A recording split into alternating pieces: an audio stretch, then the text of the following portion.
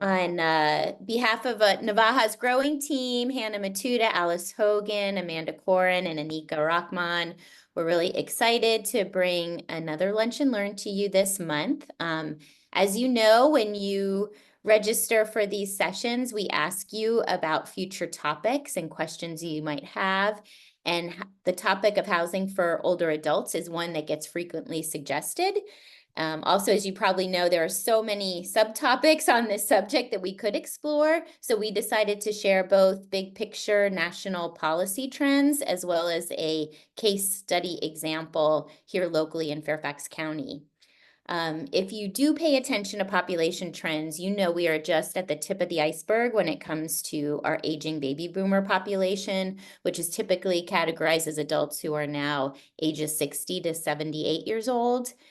For those of you who might have been at Virginia Housing Alliance Housing Credit Conference last week, we heard a similar presentation and from our partners at AARP that by 2030, the Census Bureau projects that for the first time in our country's history, we will have more 65 and older residents than we have children, those under 18 years of age.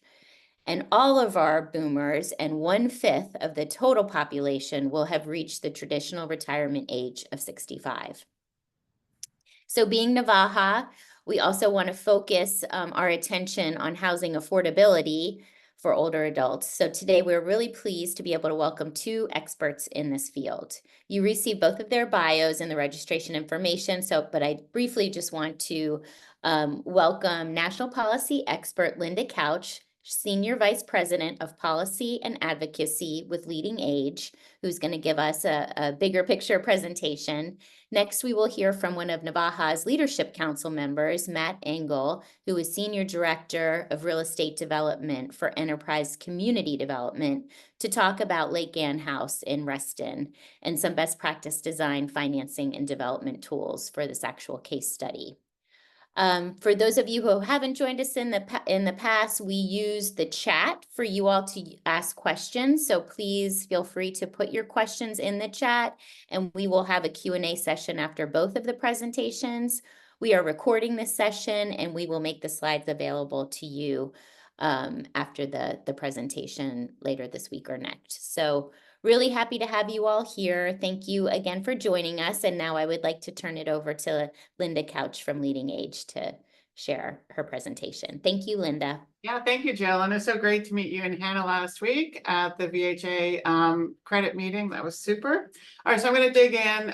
First, a quick word about Leading Age. We are a national association of about 5,400 nonprofit aging service provider organizations, including about 2,300 affordable senior housing provider members. So that's, and then we also represent the full continuum of aging services, nursing homes, hospice, home health, adult day, etc. So glad to be here, and let's jump into my overview. All right, so we're going to start with some national data on housing needs, and just make sure we're all on the same page here with some of these need data points. HUD does a biannual report that tracks worst case housing needs across the country. And if you're a worst case housing needs household, you could be of any age and be a worst case housing needs household. You are a very low income renter household. You're a household that's paying more than half of your income for rent, or you're living in severely inadequate conditions, like you're lacking a kitchen, you're lacking a bathroom. The vast majority of worst case housing needs households, like 96% or so, are in that former category of being very low income renters who are spending more than half of their incomes for rent. Over the last 12, 11 years or so, the number of older adult households with worst case housing needs has really skyrocketed, right? From 1.33 million in 2009 to 2.35 million in 2021, the most recent data that HUD has analyzed and released. And so we are, of course, an aging country, right? We have more older adult households, but older adults are experiencing worst case needs at a rate faster than they are aging. So there's there's a significant need here among this very low income, severely cost burden, right? That's what we call it when a household spends more than half of their income for rent. Older adult households across the United States. When we dig a little bit deeper into Virginia, we see, and this top bar, these are data from the Joint Center of Housing Studies at Harvard University. This top section on the page looks at Virginia overall and is able to break out housing needs between renters and owners. And so for 65 to 79-year-old Virginians, you can see that about 10% of owners in that age group are severely cost burdened, right? Spending more than half of their income for their housing. And of renters, 28% of older adults in that 65 to 79 are. And those needs go up a little bit for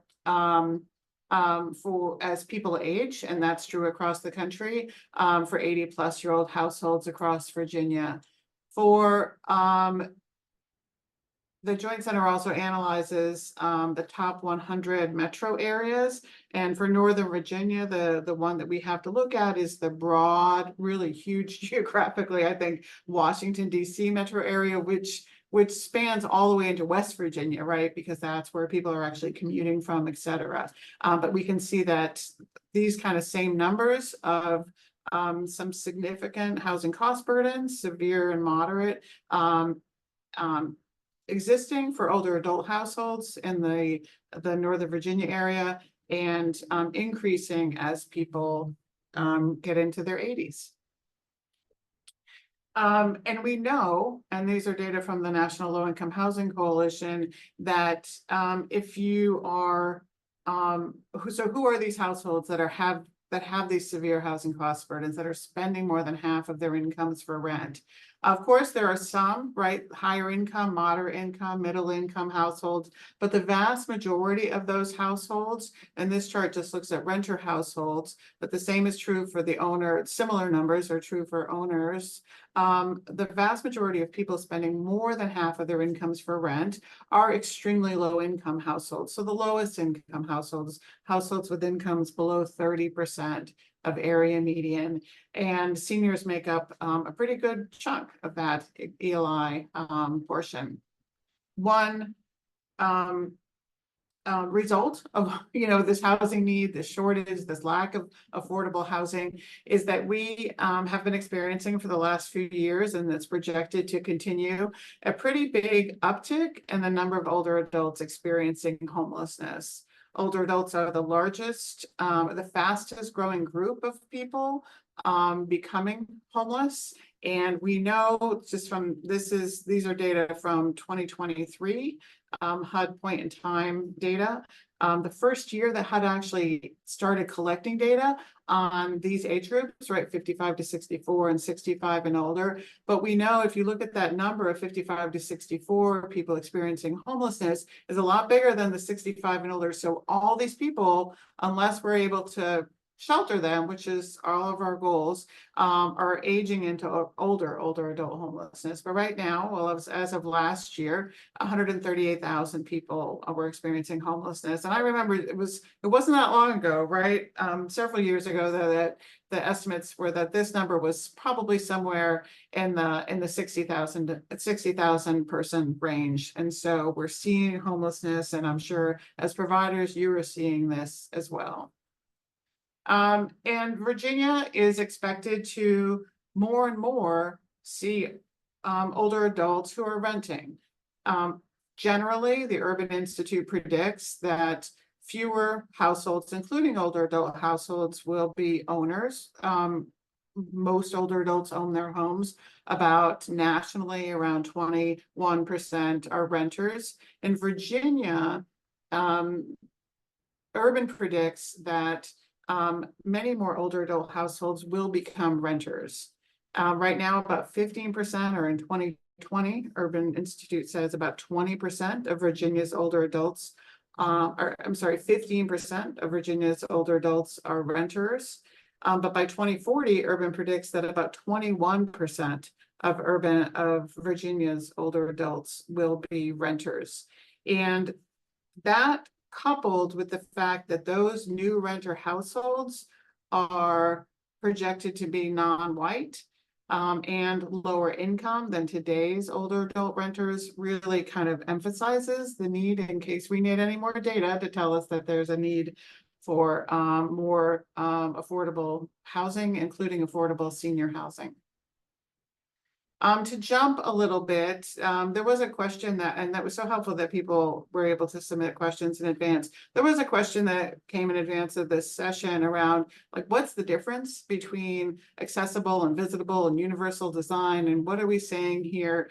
And this is a chart from CHAPA, the Citizens Housing Planning Association. They're a statewide housing coalition in Massachusetts. And I thought this was really helpful, just sort of like spelling it out there.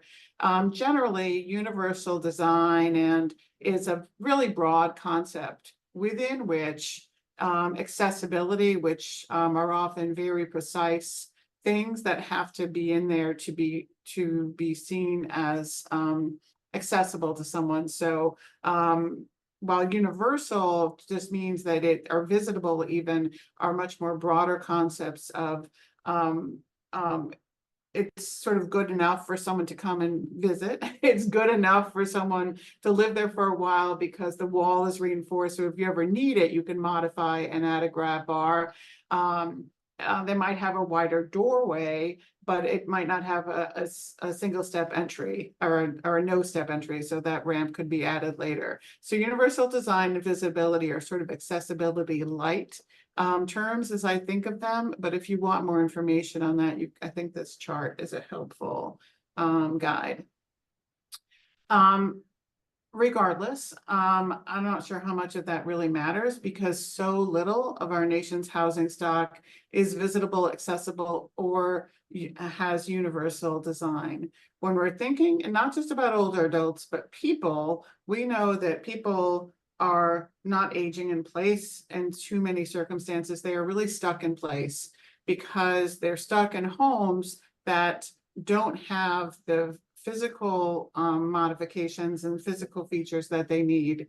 Fewer than 4% of homes in the country have these three foundational features to what I think we all think of when we think of accessible housing. So single floor living, right, where there's a bedroom and a bathroom and a kitchen on the same floor, have a no step entry, right? They can actually get in and out of their home, and have wide enough hallways and doorways to maneuver a walker or a wheelchair or some other kind of assistance device.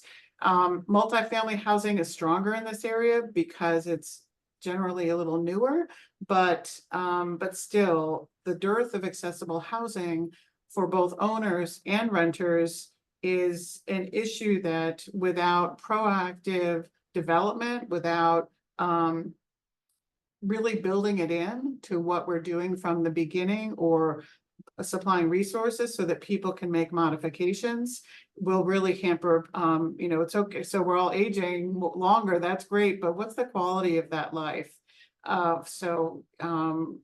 Accessibility is a key I think need beyond, in addition to affordability. There was a question in the chat around how can there be age-restricted housing when isn't there a Fair Housing Act that says you can't discriminate based on age? Well, someone figured out that there was a way to get around that, and so they passed some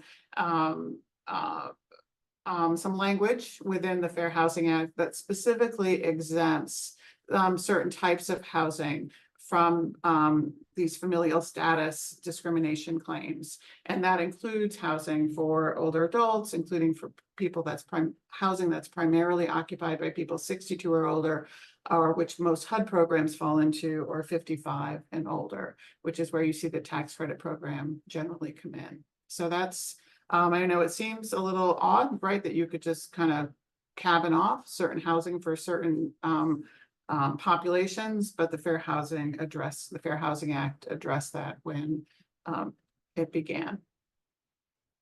I want to talk a little bit about how we know where this housing is, and then I'm going to talk about like the importance of preserving this housing. So nationwide, HUD has around 5 million affordable housing homes. The tax credit program has developed over its 30 years of being around, around 3 million affordable housing homes. And for each, I'd say maybe, somewhere between 30 and 35% of those homes are, serve older adults. And it is a little tricky to find out where they are. I'd say in general, the tax credit data is really bad. And from the reports that HUD puts out that collects data from state housing finance agencies that administer the tax credit program, the Virginia line is often incomplete. And so it's really hard to look at what Virginia is doing specifically sometimes. Virginia's not the only state. But let's just look at, so how would you even know where assisted housing is and who does it serve and what does that look like? And I want to make sure people know that there's a resource out there that HUD keeps updated, I assume, called resources.hud.gov. And it's a pretty cool website that kind of gets you part of the way there. If you're a service provider, if you're a person looking for housing, you're a family member, this website, you can go in, put a zip code, put the name of a town, and up pops this colorful map. And if you click on one of these things, I have a screenshot of the map and I also have a screenshot of what comes up. And you can see here the little purple building with a circle around it says PB. That means it's HUD project-based assistance. So this is HUD Section 8, and there are keys and guides, etc. on this website. It'll tell you how many units it has, what kind of units they are, how to contact them, the address, because we know as advocates and stakeholders that there's not a centralized waiting list, right? People have to go building by building unless it's public housing authority to get on waiting lists or assess the, what the waiting list process is like if there is an open waiting list. But I want to make sure people are aware of this. And there are a lot of properties out there, and these are both tax credits, these are project-based multifamily, and there's public housing authorities listed in on this website. All that to say, we are not in the business of developing much new housing in this country, and besides tax credit housing. And we know that the tax credit program is a few things, right? It's oversubscribed, and it needs to do better, quite bluntly, on serving the lowest income households who need this, who need housing the most. And so while it's great and we all rely on it and we need it, we also need other sources to come in behind it, whether it's project-based assistance or tenant-based assistance, to add on that additional or more tax credits to add on additional affordability. So this slide shows everything. And then this slide talks about HUD programs. And just to kind of drive it home, HUD has a flagship senior housing program, the Section 202 program, that is barely producing any new units. We've had a little bit of, we went about 10 years with no new funding. We've had a couple of years with a little bit of funding. And I say a little bit of funding, like maybe I forget, like 1,000 units a year for the last couple of years. You look at that need of 2.3 million, we are really slow walking our response to this housing crisis. So that's the flagship senior housing program. Section 8, project-based rental assistance, right, where there's a private owner, for-profit or nonprofit, that has a direct contract with HUD to build and then operate the housing. That's a $1.3 million unit program across the country, but HUD hasn't entered into new contracts for new Section 8 project-based development in decades. Public housing, again, about 1 million units across the country, about a third of those are senior housing. There's a moratorium, and there has been for decades, on new public housing units. And then vouchers, the Housing Choice Voucher Program, we're getting some of those, but again, at a much slower pace than where the need is. So HUD has really pulled itself out of the development business. They do a lot of redevelopment and they do a lot of preservation, which is critical, but not so much the other side. The tax credit program is our driving source of resources, right? In Virginia, Virginia Housing administers the federal low-income housing tax credit, gets about $25 million a year, and its tax credit allocation from Treasury to do that. And Virginia also has a state low-income housing tax credit, which you're really lucky to have. And I also want to mention that there are other resources, right? We're not just, and I'm sure you all, much more steeped in Northern Virginia, know of many more, but to make sure people are aware that HUD has block grants that it distributes to state and local governments depending on the block grant. And these are allocation levels for this year to both the state of Virginia, and then if the city or the county is on the next screen, are large enough, to the city or county. So CDBG, this is the Community Development Block Grant Program, the Home Program, and the Housing Trust Fund, the National Housing Trust Fund. So, you know, these are resources that if you're in these towns, or you're in the state of Virginia, or you're in these counties, you should be aware of how your state, your county, your city, if it's getting these funds, how is it using them? How is it determining how, you know, how is it directing those funds? What are these funds being used for? And do they match what you understand to be the need is in your neighborhoods and your communities? Virginia, of course, also has its own housing trust fund.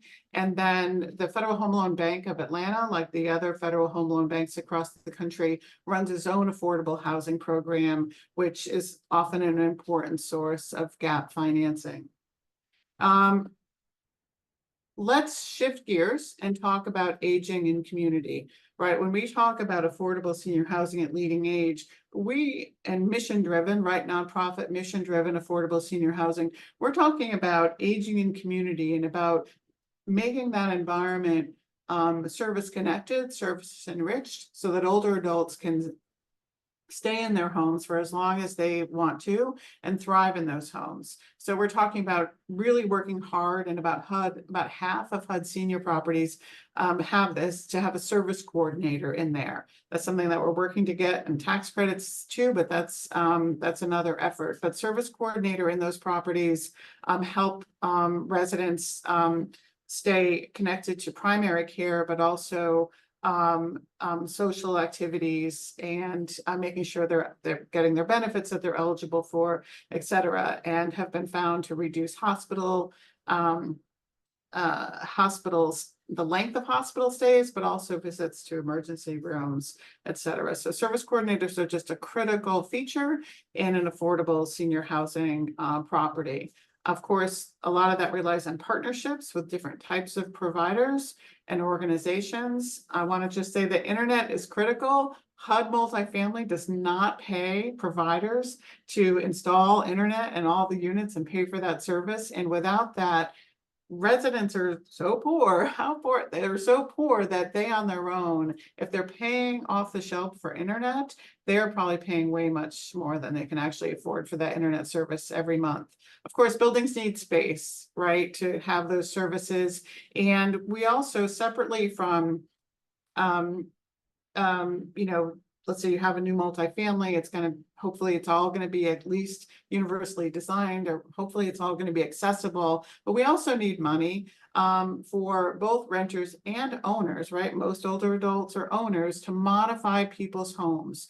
Right now, there's one HUD program. There are lots of individual programs, but no real clear source of how older adults could seek resources to modify their homes so that they can stay in place. And of course, this is all independent living, right? The HUD 202 program, the project-based housing, with a service coordinator or without a service coordinator, this is housing where the older adult can have a live-in aid. They can have services galore coming in to help with their medication, et cetera, to help them remain in the community if that's where they want to be. And so we really do think of this as independent. It is independent living, but service coordinators and other services connections really do help people age in place. On affordable assisted living, there virtually is none, but I would say that we are seeing it pop up when there is a marriage, sometimes between low-income housing tax credit property with paired with Medicaid waivers, and it's a waiver from having to receive the services you need in a nursing home, and the waiver lets you receive those services instead at an assisted living or in your own home. And so we do see some providers being successful in pairing tax credits with Medicaid waivers. And I put this resource on this slide too, because we are really urging affordable senior housing stakeholders to work with their public housing authorities, because vouchers can be project-based and stuck into assisted living units to cover the shelter costs of that assisted living, which could really make that, again, paired with a Medicaid voucher, make that probably unaffordable assisted living affordable for low-income people. And just to share real quick, Leading Age's overall affordable housing policy goals are to preserve the existing housing we have, right? If you lose 100 units in Fairfax of deeply affordable housing, given the resources we have today, it could take you 20 years to replace all those extremely low income units. So we've got to preserve the units we have. We've got to expand the supply. That's by more buildings. But vouchers are good too, right? Vouchers are quick. Vouchers can be project-based or not. Vouchers are great. We have to expand the supply. And as we're doing all those things, preserving and expanding, we've got to improve the supply. We've got to make sure it's service connected. We've got to make sure it's accessible. We've got to make sure it has internet and all those things. And so with that, I will stop there, Jill, and look forward to questions after Matt's presentation. That was excellent, Linda. Thank you so much for setting the stage. It is a little troubling to think about the growing need that we have and not enough resources, but you know, we are solutions oriented here, and that's one of the things that keeps us working in this field, is we know how to solve this problem. So I do want to turn it over to Matt Engel to go ahead and share his slide, because I think Matt has a specific example to share where many of these policies and tools and resources were implemented in the development that he and Enterprise Community Development worked on in Reston. So Matt, thank you so much for being here and sharing your example. Appreciate it. Thanks, Jill, and thanks, Linda. Can you see my screen? Great. Well, I am Matt Engel. I am a Senior Director of Real Estate Development here at Enterprise Community Development. I'm going to try to advance my slides here. And just very quickly, I think I have far too many slides on who we are, so I'll breeze through them. But Enterprise Community Development is an affiliate of Enterprise Community Partners, which is based in Columbia, Maryland. That is a national organization that many of you may have heard of. They do technical assistance, they do tax credit financing, they do policy work. We are the real estate development arm of Enterprise Community Partners, and we are focused on this region specifically. So we own around 13,000 affordable housing units in Southern Pennsylvania, throughout the state of Maryland, the District of Columbia, Northern Virginia, and Central Virginia. You can see we're one of the largest nonprofit developers in the country. We develop, we hold, we property manage, and we provide resident services directly to the residents of our buildings. And of those 13,000 units, a significant portion of them are restricted to individuals 62 and older.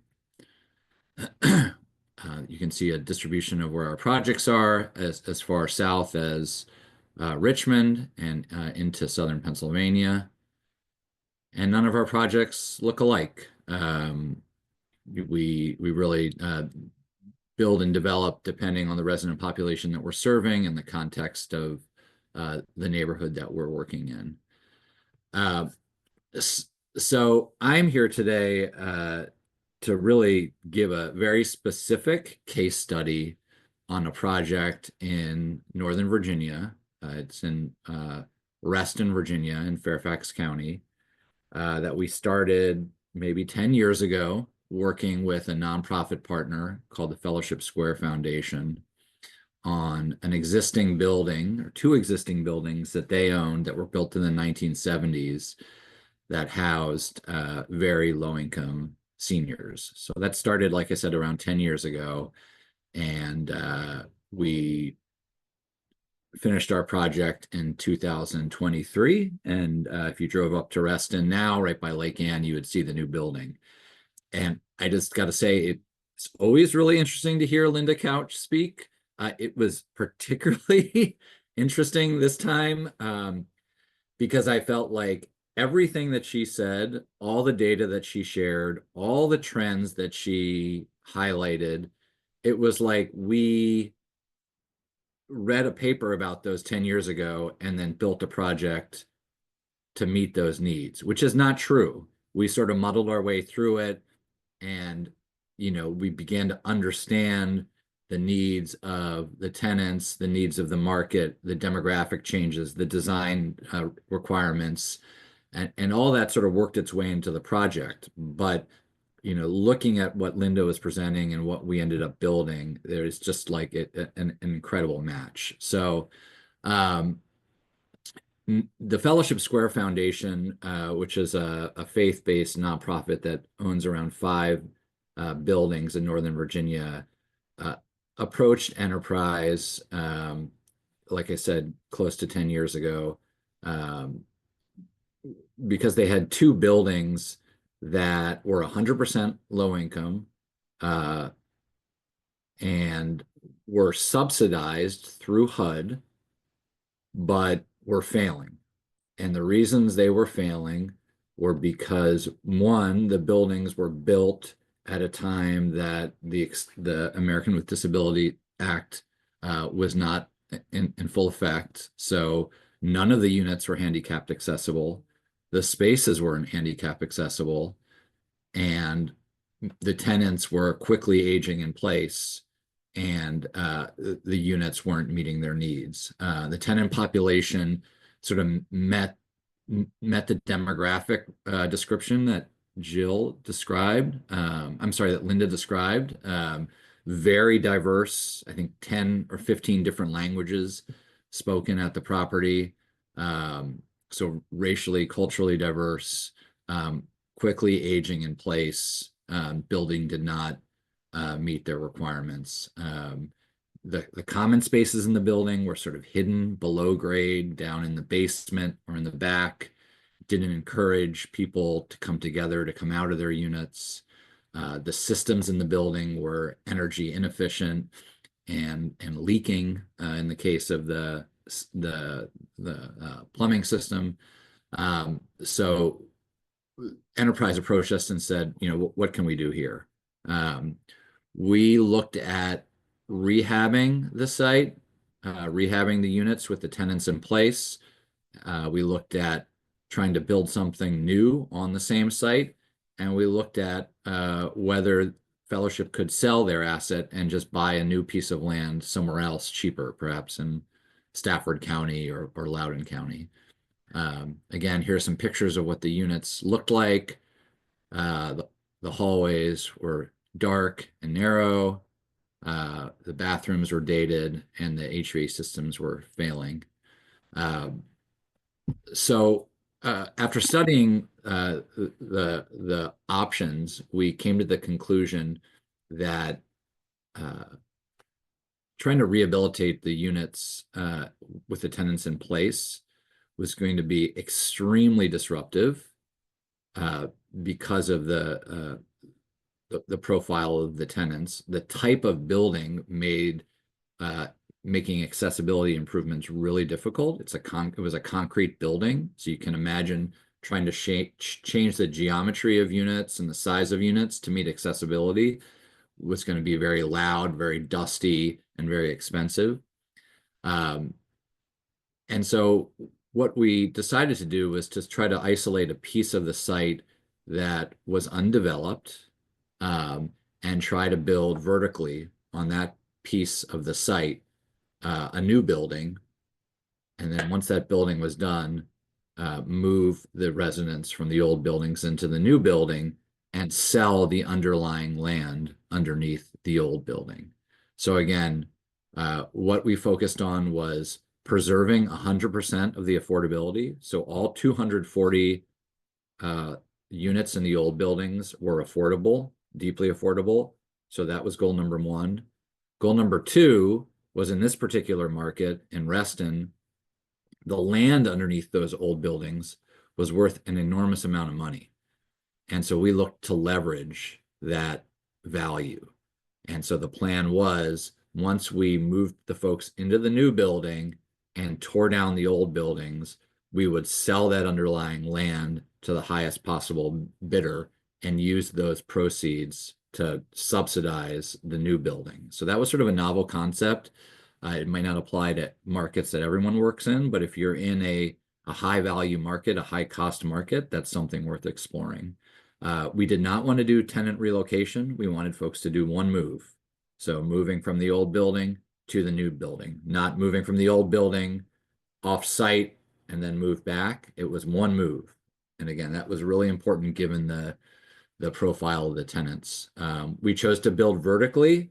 So typically affordable housing development is in 4 or 5 stories of wood because that's the most cost effective. We decided to build with concrete and steel 8 stories up. And the reason we chose to do that was because we could isolate a small piece of the site and go up. We had the room to do that. We didn't have the room to go out. And the way that we were able to afford that type of construction was because of that sale of the underlying land. And finally, many of our residents had virtually no income or a very small fixed income. And so they relied on Section 8 contracts where they would pay 30% of their take-home fixed income for rent, and the government would pay the balance. We were able to work very closely with HUD to transfer those operating contracts from the old building to the new building. So the new building, all 240 units, had project-based Section 8 contracts attached to them. Those Section 8 contracts had rest-in rents. So, the tenant might be paying $100, $200, $300, $400 a month, but the total rent that the building was able to collect was close to $2,000 or over $2,000 in some cases. And that allowed us to borrow money from the bank to, again, build the sort of building that we wanted to build. This is a site plan that shows what we proposed. The old buildings were on the left side of this page where the townhomes are shown here. And on the right side of the page was sort of a wooded corner. And that's where we proposed building this new 8-story, 240 unit senior building. And to the left, we ended up selling the underlying land to a national home builder who's now building 35 townhomes. The financing process for this was complicated and multi-staged. The 2 initial buildings had 140 units in one and 100 in another. One was a 202 project, and the other was something called a HAP 2 operating contract.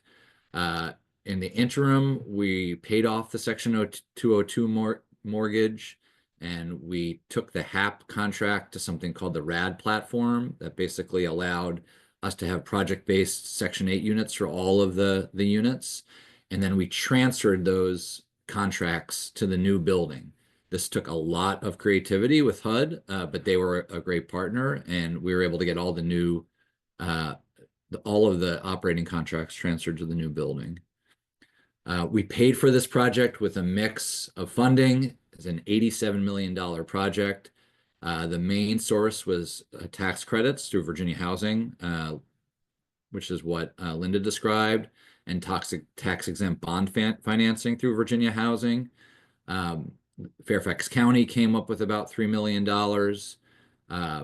But the other creative things were that almost $6.5 million came in through the sale of that underlying land next door.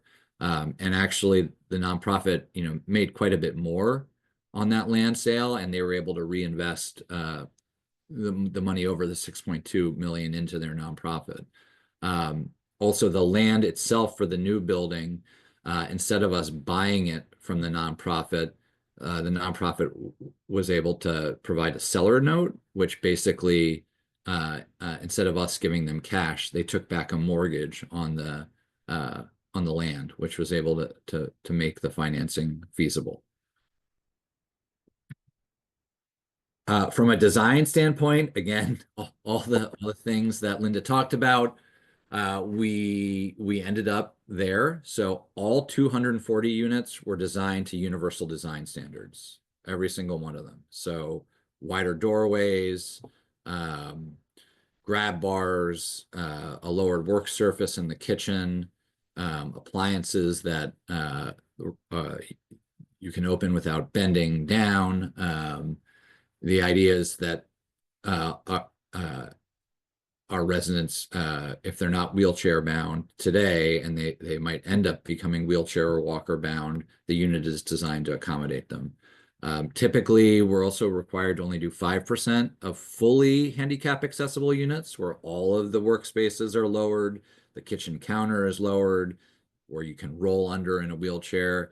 We chose to go above and beyond the 5%, and built 54 of the units to type A UFAS standards. Again, just understanding that the population was living longer, but they might have some physical mobility issues as they age in place. We spent a lot of time on amenity space. I think we like tripled the amount of space, built over 12,000 square feet of amenity space. That included an arts and crafts room, a game room, a sunroom, an outdoor lounge, a room that the residents could use as a chapel or meeting space, a fitness room, and they all sort of were connected to each other. So that again, in the old building, people were sort of isolated when they used those spaces. These were in the center of the building and were connected. Because of the diversity of the tenants, we also focused on having some of our amenities be geared towards what they wanted. You know, we had some of our residents who were really into ping pong. That was like a big cultural thing that they liked as a recreational activity, and we built a ping pong room specifically for that group. And then we also did a mix of unit types. We did studios, we did ones, and we did some twos as well. This is what the building looks like today. This is overlooking Lake Anne. Actually doesn't look quite like that today because the landscaping is more mature and those cones aren't there. You can see the outdoor patio overlooking the lake on top of the parking garage. This is the outdoor patio. This is some of the community space that you can see inside the building. The sunroom is in the upper right-hand corner. The lobby is in the upper left. The chapel / meeting space is on the bottom floor. That's the chapel meeting space. And this is the lobby, which has a kitchen in it. It opens up to the outdoor space. It opens up to the management office and mailroom. Although there's no one in this photo, usually that is buzzing with activity, and people, you know, are out of their units. That's another shot of the lobby. This is a typical unit. And that's another picture of a typical unit. And that is it. Thank you. Matt, thank you so much. Thank you for kind of sharing this like best practice model of some of the things, a lot of the things obviously Linda explained. And it is a truly extraordinary property. I have toured it myself, and so kudos to you and Fellowship Square and the many others who work so hard to make that happen. If you have questions for either Matt or Linda, please go ahead and put them in the chat now. But I have a couple myself, and I did see we have a few as well. So let me just start at the top. So this is for you, Linda. I think when you were talking about the cost burden numbers, and if those numbers included seniors in assisted living or seniors living in communities that provide services, if those. No, those don't, like, those numbers don't include people who are living in any kind of like residential facility, like an assisted living facility or a nursing home. If that's what people mean, this is just, yeah, not that. Okay, great. Thank you. Another question, you were talking about, you were showing the chart about the Section 202 program, the supportive housing program, and I think we had seen that is it true that in FY 2024, there was no new money appropriated? That's right. There was no new Okay. money, and the White House did ask for some money for 2024. But Congress didn't provide any, which was really unfortunate. And then this year for FY 25, which Congress is considering still, for the current fiscal year, the White House requested $0 for new Section 202 homes. And so when the 202 program came back in 2018 after this dormancy, there was a little bit of money, but the little bit of money was HUD really reimagining the program and from like an all-in program, like here's 99% of the money you're going to need to build the housing, and this 40 years of operating subsidy to serve very low income people, to we're going to give you a little bit of money to build, to start your capital stack. You're going to have to go out and figure out all the rest. And HUD, I would say too, didn't have the facility. They really struggled with the new world that they themselves were walking into in mixed finance.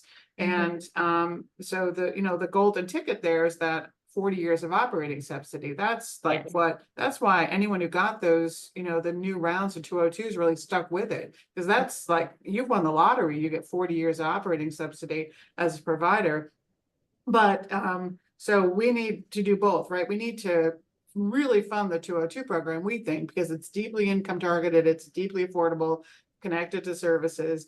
But we've also got to realize that nonprofit providers it's a zero-sum game, right? We have to put more money into the capital stack from these federal programs at the get-go to get them built quickly, to get them built efficiently. And so we're not all pitted against each other. I just wanted to jump in there, I think, and Linda knows, but Enterprise received 4 of these new 202 grants. 3 of those projects are under construction now. 1 is a new construction project in the district. 1 is a new construction project in Baltimore, and the 3rd is a rehab in Baltimore. Again, the mechanisms at HUD and the capacity behind the program to sort of be a production shop and to finance these projects is a challenge. They're doing their best with what they have, but it not only needs to be funded, but that infrastructure needs to be built up at HUD in order to support the program. But I will say, the operating subsidy is the key.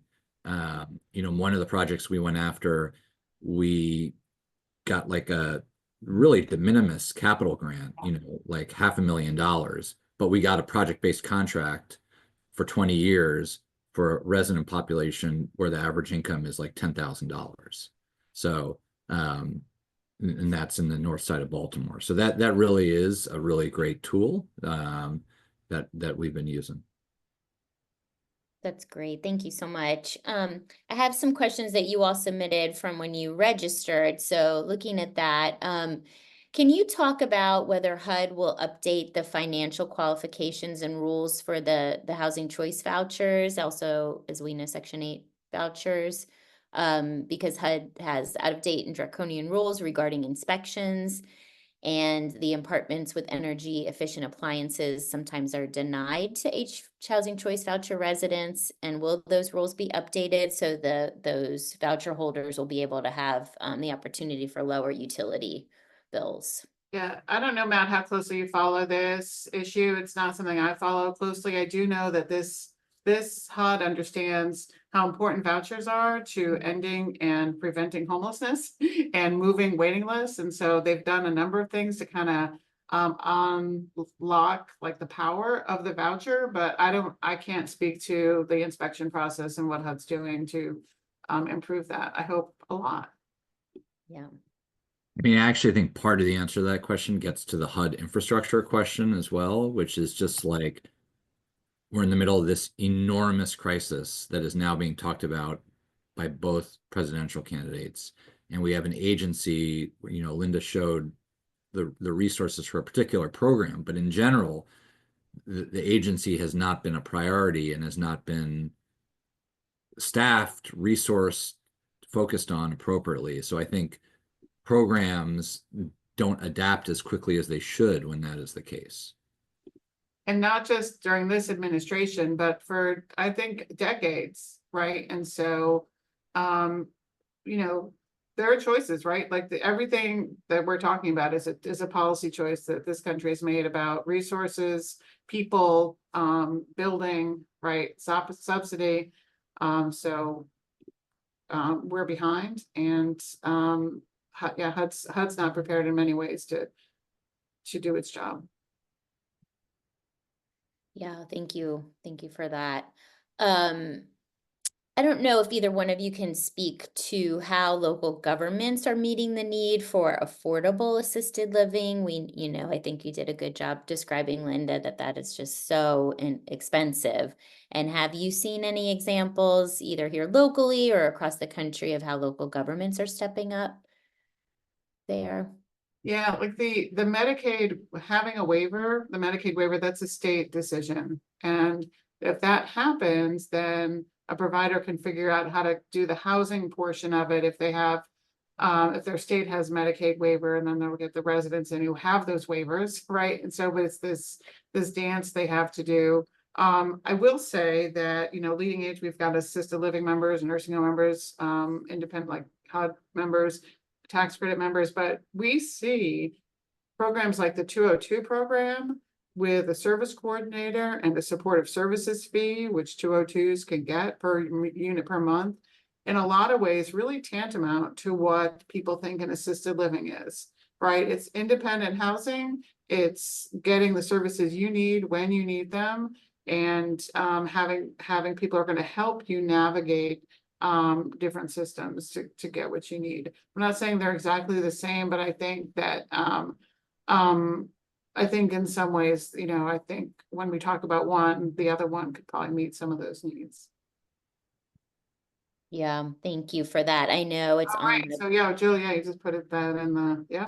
Yeah, I just wanted to highlight, I know for any of you on this call that might need affordable housing or work with senior populations that need affordable housing, we have like a rare window of opportunity with some of Fairfax County's project-based voucher housing units that are open. Of course, this is a waiting list that's open, so if you apply, it doesn't mean you're necessarily going to get a unit, but much like these contracts can be winning the lottery for housing providers, getting an individual voucher can be like winning a lottery for individuals. So just wanted to note that. I think it is open this week, and I think it doesn't matter when you apply. It's not first come, first serve, but just for those of you might want to share with populations, both open for some family properties and senior properties in the county. So, and I don't know, Matt, if you can explain like how that works on the operating side when you have a project-based voucher. They obviously have a waiting list at that site versus a resident who has a housing choice voucher that could also come to your property. Sure. Yeah, I mean, it depends on the type of voucher contract you have. At Lake Ann, we have HUD-based voucher contracts that transferred from the old building. And for those, we administer a site-based waiting list. So people call the property. If there's not a vacant unit, we put them on a waiting list. We also have a PBV contract with Fairfax County. And because Fairfax County issued that contract, they administer the waiting list. So we have two separate waiting lists. They're both long. People want to live there. But we do have turnover because in this population, people pass away. People move into more skilled nursing facilities. So that's where we see the movement. Great. Okay. Well, I want to be respectful of your time. I really thank so many of you for joining us today. I really want to thank our amazing presenters who bring so much experience, different experience, but really tied it well together. So thank you, Linda, and thank you, Matt, for your leadership and really helping us to address this problem. Linda, I'm grateful for advocacy suggestions because I do think that's an important role of advocates as we were looking at the funding streams and making sure that the priorities in our communities are being met by this scarce funding. And Matt, you know, kudos to you for making this happen day in and day out and providing the units for the residents in need. So wanna thank Hannah for your partnership as well and making these lunch and learns happen. We're going to be having a presentation next month on fair housing and really compliance issues for providers. So, but continue to give us your suggestions for ideas for topics. We love hearing from you, and we're grateful for those questions you send in advance. It really helps the presenters target their presentation. So hope everyone has a great day, and thank you again, Matt and Linda.